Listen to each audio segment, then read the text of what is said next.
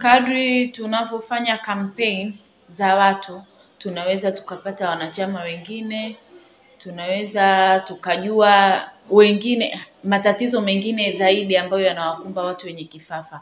Tunatembelea mashule, mavyuo, tunaandaa pale seminar huko Kigamboni.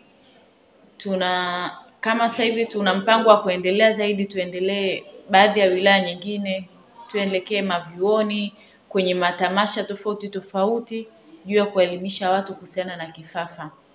Kuna madaktari wapo wa Muhimbili, kuna mwingine yupo CCBRT, na kuna baadhi ya taasisi ambazo tunashirikiana nazo kwa namna moja au namna nyingine ili tuweze kutoa elimu juu ya kifafa.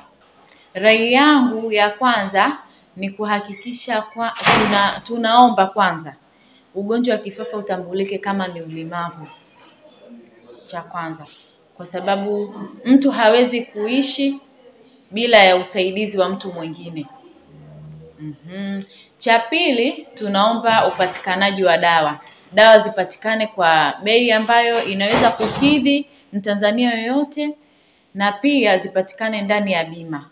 Nimekutolea mfano, kama mimi nilishindwa mwanzo dawa kwa sababu ya gharama za dawa. Kidonge kimoja 3000 ilinishinda, niseme uongo. Vifafa vipo vingi, inategemeana na mtu na inategemeana na stage ya mtu.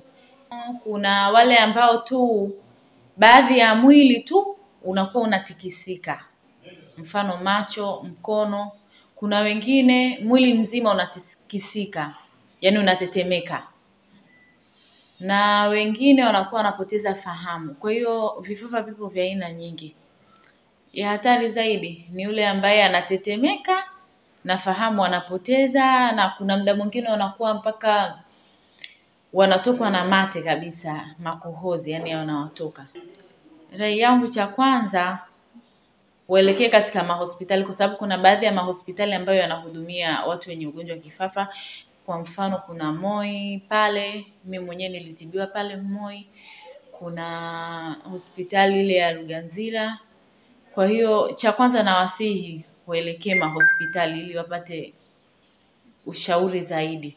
Cha pili, watumie dawa wagonjwa kwa wakati.